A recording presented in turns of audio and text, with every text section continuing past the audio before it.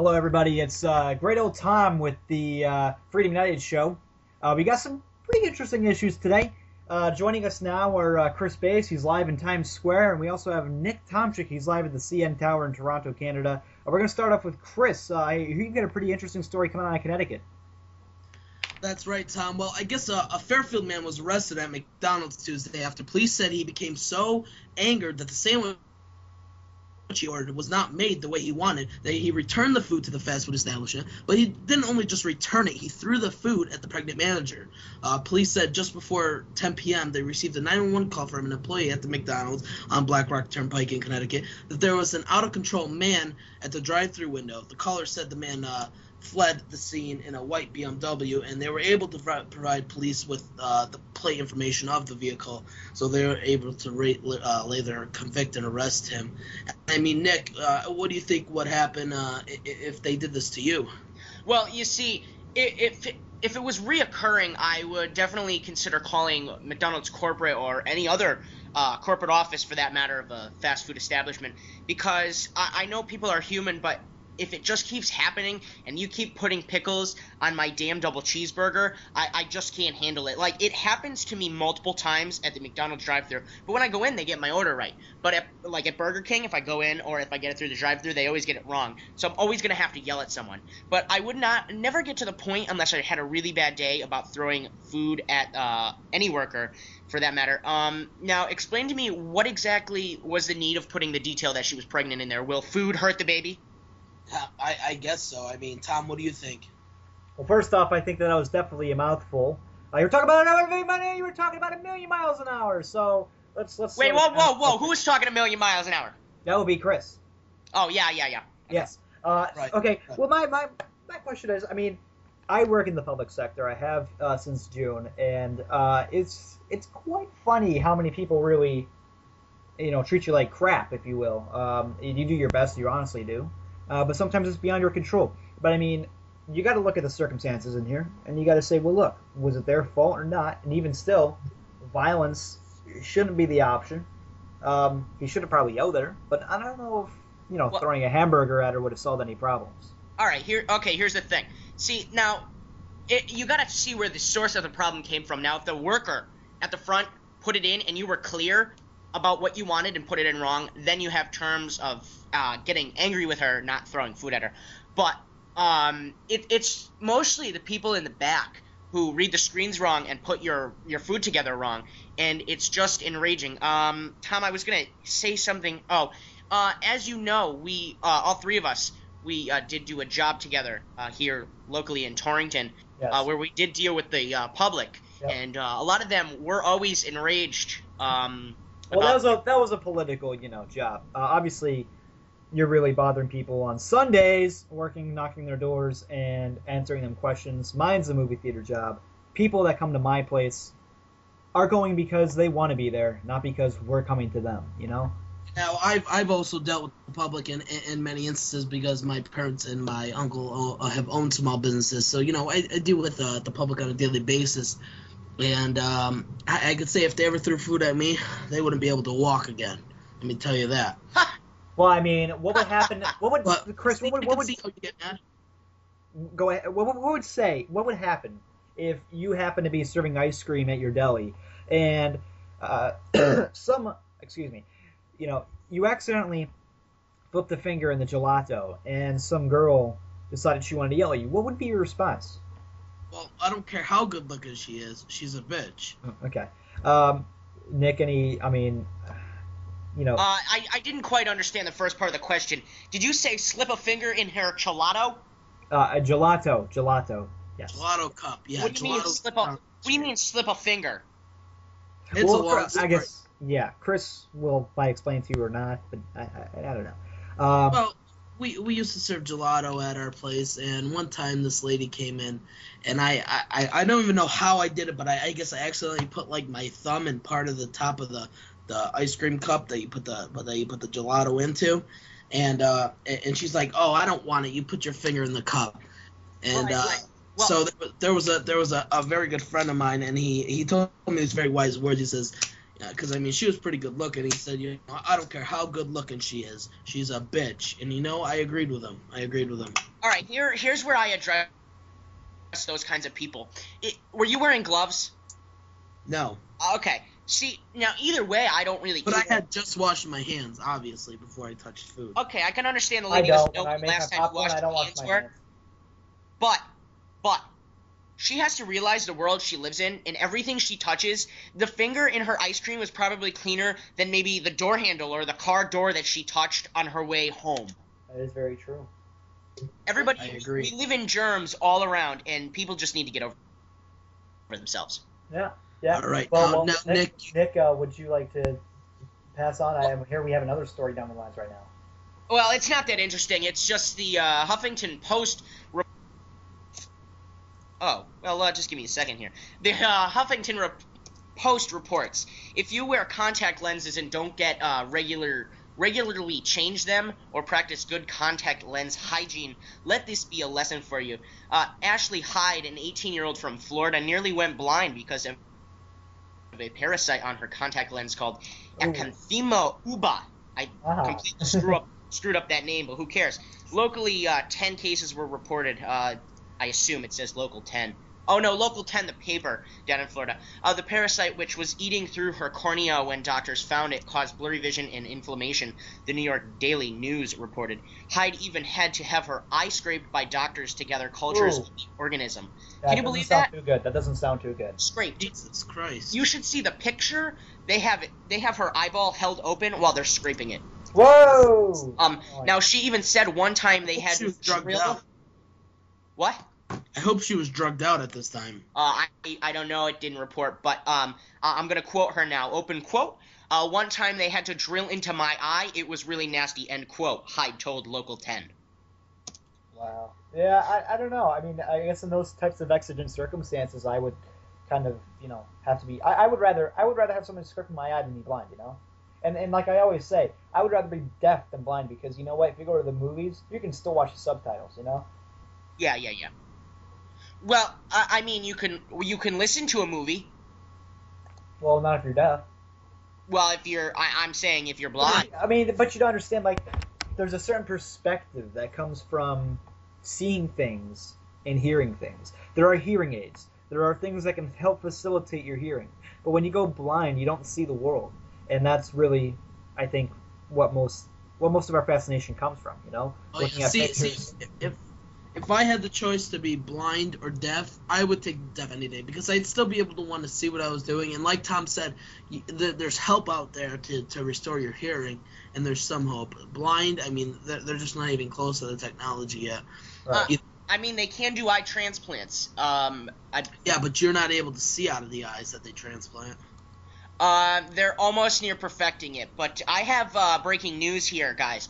10 out of 10 criminals, this just came into the newsroom.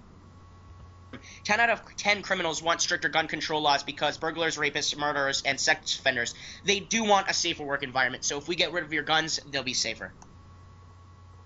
What do you mean? 10 out of 10 criminals want to have stricter gun laws so that they have a safer work environment. Yes. Okay. Yeah, I actually am, reading this, article that was just posted from the local news right here. I also just got this in. It's about a popular beachfront bar that wants permit to get, apparently, according to the title of the story, a busload of customers. And here's what the article says. It says, a popular beachfront bar is trying to kickstart the summer by hosting hundreds of University of Connecticut students for a nice celebration during senior week. Sounds good. Who doesn't want to have a nice celebration?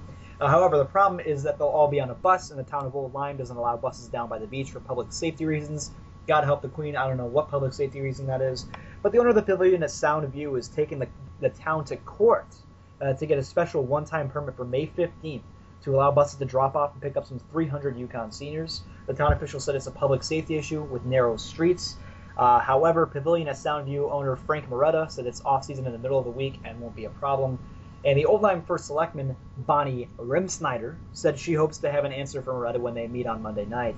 In the meantime, Moretta has filed a federal lawsuit in New Haven pushing the issue of allowing buses on the roads leading to the town beach at Soundview. I would have done the same. According to the town officials, the plan calls for the buses to come down Swan Avenue and most likely drop the students off at the pavilion. And the buses will probably depart around 1 a.m. via Hartford Avenue. If they give us the date, and this is what he says, if they give us the date and the time, and it's a time with not a lot of traffic and not a lot of people, we feel we can get buses down there safely. We would like to approve it. Yes, and the news channel that I'm reading it off of has made several attempts to get my right side of the story, but no calls were returned for comment. Now, which news channel was that? That was 3. Alrighty, WFSB? Yes. Alrighty. Now, are these buses like Kelly Transit, school buses? I honestly don't know, but let me... I don't know. I don't see it. I think it's more like a school bus because, I mean, they're only transporting them from town to town. They're not really... I don't know. Yeah, I was just wondering for exhaust reasons because maybe somebody had a problem with, I don't know, smelling diesel, complaining it ruins their quality of life, something like that. Yes. Yep. And I doubt... Yeah, they... I mean, how... I don't know how you don't allow buses in certain areas. I mean, I could see maybe if the roads were too small. I mean, it's really... Well, that was their argument. That was their argument, that the roads were too narrow, and... Right. I don't know. So, I mean, if the roads are too narrow... Yeah, usually it's the bus company that would make that would point that out, because obviously they don't want to risk their bus, they don't want to risk their customers, they don't want to risk their money. So they'll typically do the research, and they typically will take several different routes to get to where they need to go if there's a roadblock or if the road's too narrow. I think these guys are pretty intelligent to figure it out on their own. All right, and we're going to head into our first commercial break, United, and we'll be back in about a minute.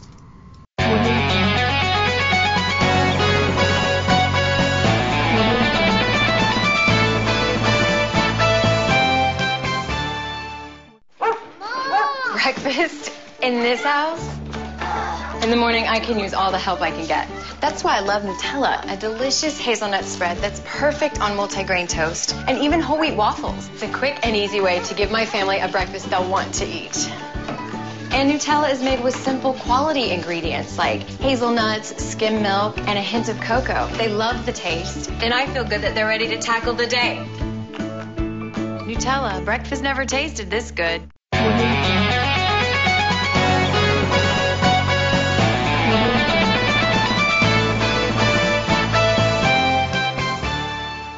All right, ladies and gentlemen, welcome back to Freedom United. I'm Chris here, staying with you all.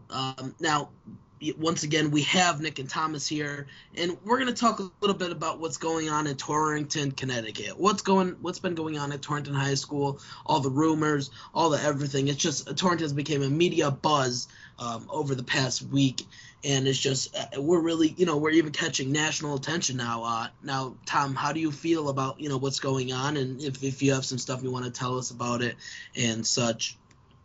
I've always been kind of not really inclined to give information out about it. Not because I want to hide it, but because I feel like my words are going to be under scrutiny and misrepresented in the media. And I will give you this, though. My aspect to it, I'm not going to comment on the case. But I have been kind of instrumental, as well as Nick reporting live from Toronto, to get involved with the ACLU because, let's face it, Torrington High School, I mean, it's got problems, and it's got to be exposed, and if it's not exposed, then we're not going to solve the problem. So you have to admit that you have a problem before you do. And if it wasn't for the newspapers and the Register Citizen and the news trucks that were out there a couple of days ago, we wouldn't be having this discussion right now. The good thing is we're having a discussion about it, and we're going to have some kind of impact. Whether that's going to be a bad impact or a good impact, who knows? But I'm looking forward to a good impact, and that's what I'm going to continue working for. And Nick, what do you feel about what's been going on over the past week or so? Yeah, well, I want to echo Tom's words a little bit here, but I believe the media has drawn the attention to the school to the extent that whatever is going on, it's going to blow a bunch of doors open. And the ACLU getting involved, I applaud, because I'm not going to say too much, as Tom has said too, because I feel my words will be judged. But the words from a few officials may have gotten them into some drama because of the way they worded them, taking away from First Amendment rights, students and such. But I'm not going to comment much on the case. Okay, and I believe we have Zach coming live from Torrington High School. Do we still have Zach? Yes, I'm here. Hi, Zach. How are you? I'm doing great. Good evening, Mr. Lang. Thanks for once again, Jack. Thanks for joining us here tonight. And I know you're live at Torrington High School right now. Can you tell us a little bit about what's been going on in the last couple days and how you feel about this whole thing?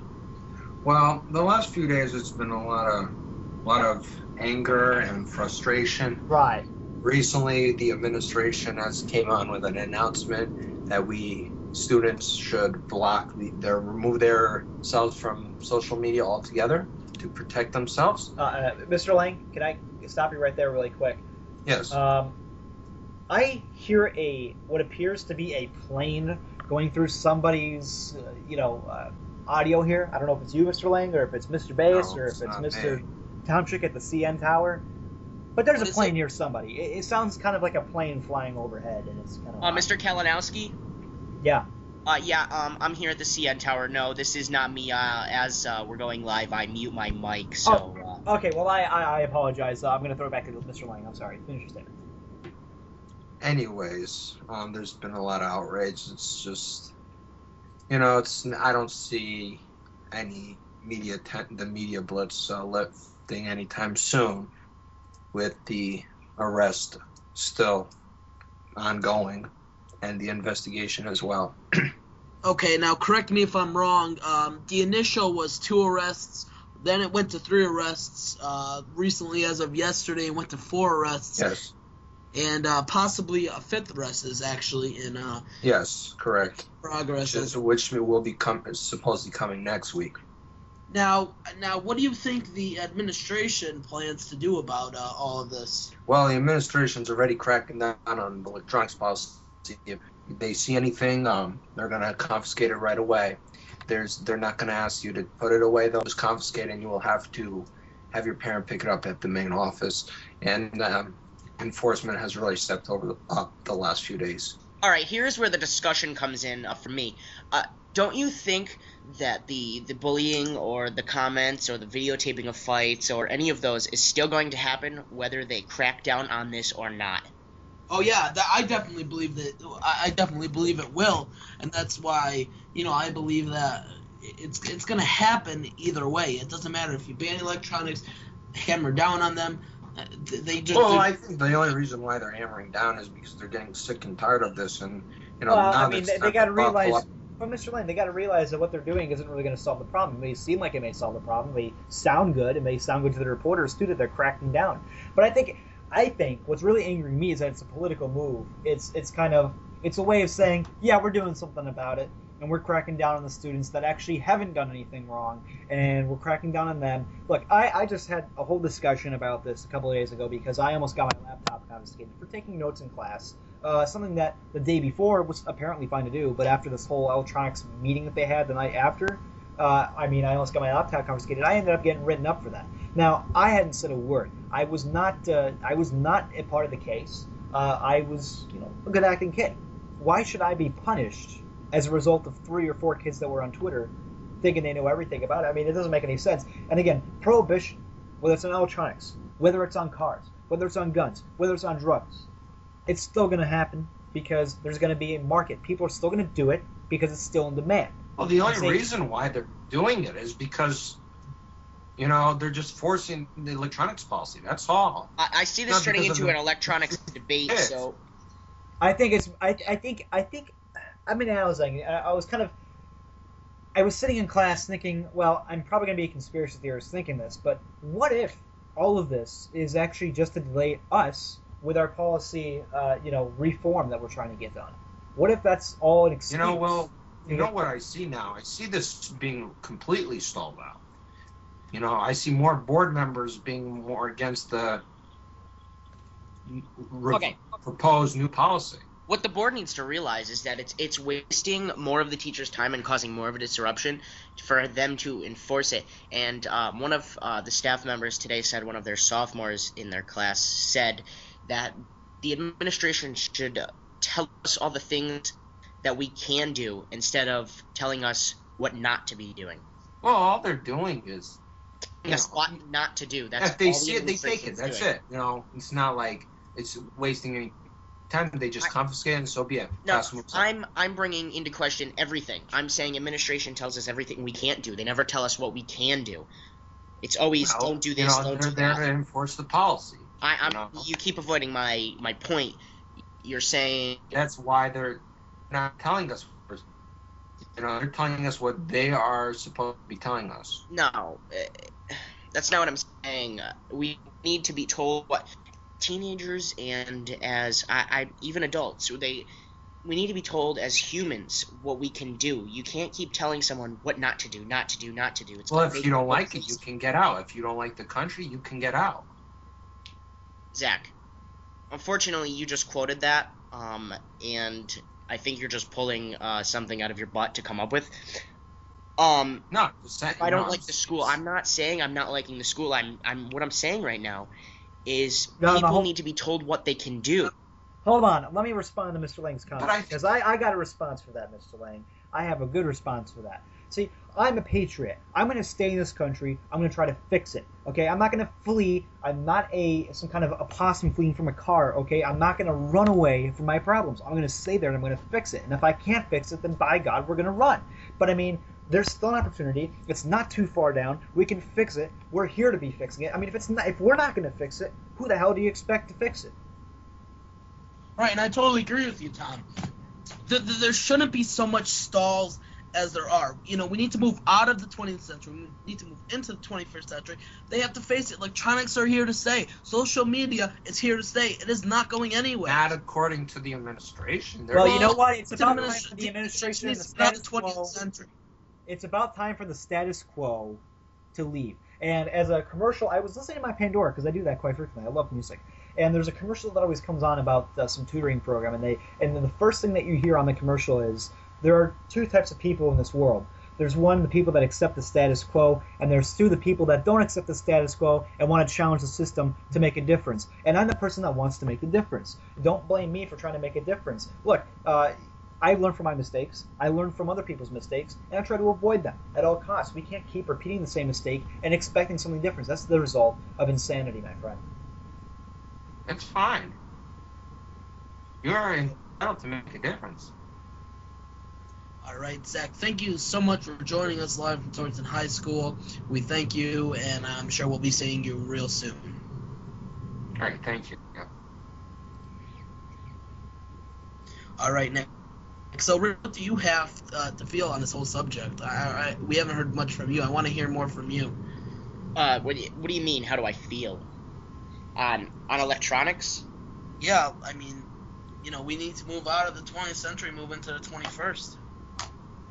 Yeah, I definitely agree. Me and Tom started the hashtag Op21 to spread the message to students that we need to start rebelling because the school is just making stricter and stricter policies, and if we just let it go, it's going to become complete dictatorship.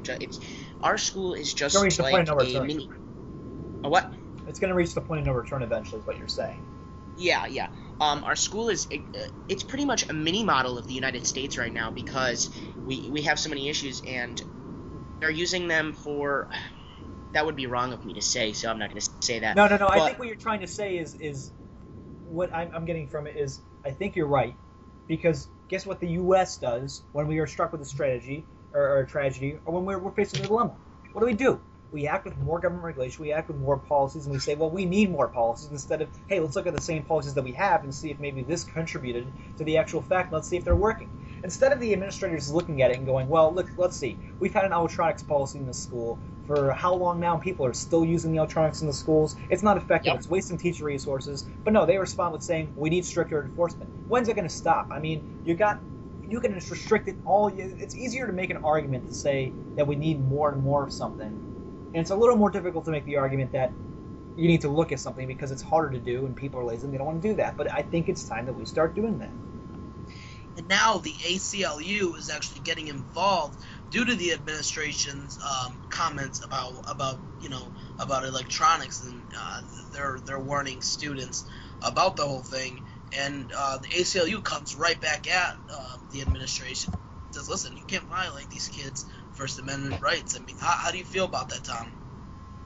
Actually, I was the one that led the charge on that. I had contacted the ACLU about a week ago, and it wasn't about the specific issue. I said, look, we formed a new commission. We're looking for a new partner, and we were wondering if you could possibly help some of our students out and provide resources. I never mentioned anything about any specific issue in the school. So I think the ACLU did a little digging for themselves, and now I think they're going to try to find every single problem that we have with the school, and they're going to challenge it, as they should.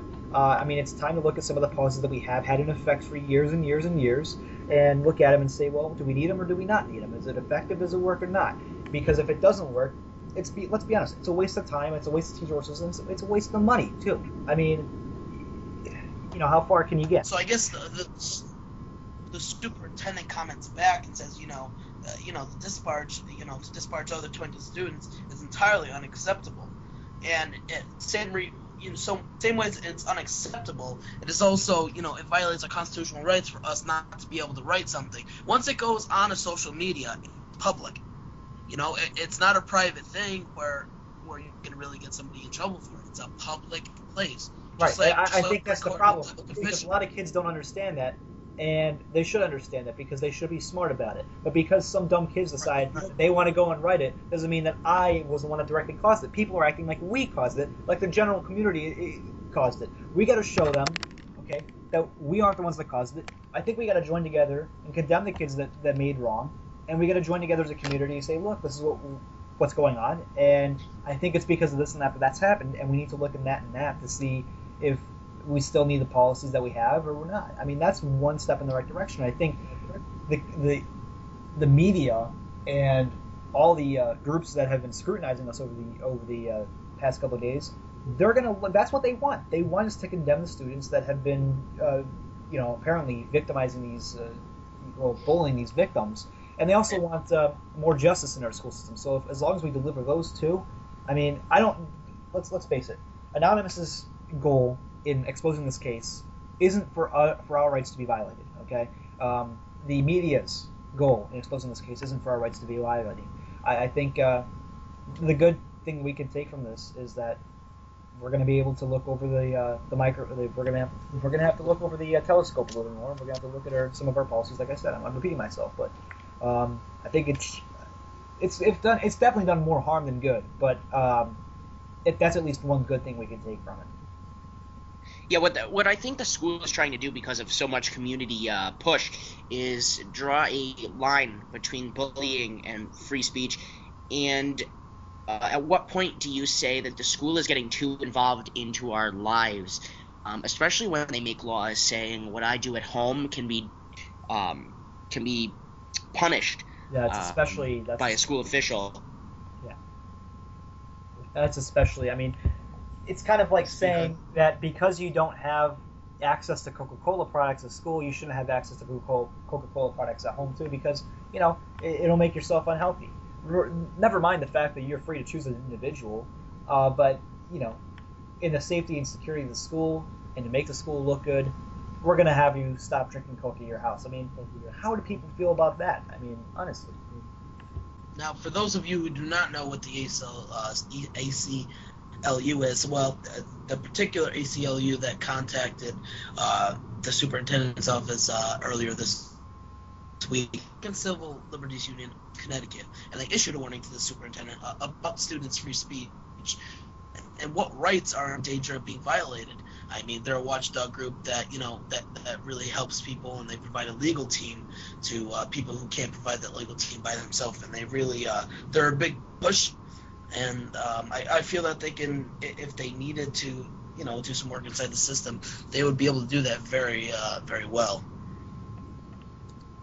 Yeah, I definitely agree with all of you, obviously, since we are pretty much the same political party and have the same stance on social issues. But at this time, I think we should take a quick commercial break, and we will be right back.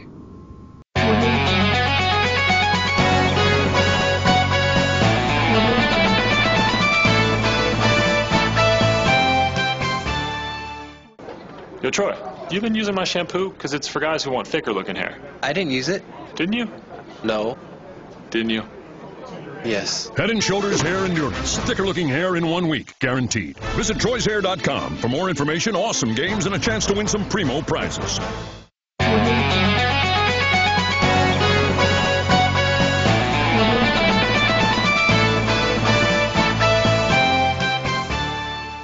All right, so you heard some from Tom, Nick, and even Zach down at Torrington High School. A lot of controversy go down in Torrington. I'm sure we'll be covering some more as we get more information on our next show. But don't forget to like us on Facebook, The Freedom United Show, or go to www.facebook.com/The Freedom United Show. Thanks for joining us. Well, one more thing to add before. Oh, go ahead. Go on Twitter, type in hashtag Op21 and participate, because there's no better way to get your issues heard than to participate. And if you have student rights issues, go ahead and give us a follow at CSR_Torrington, and we will follow back and just tweet us your issues. But on behalf of us all of us here at Freedom United, as always, F you. All right, thanks for joining us, folks, and we'll see you next time.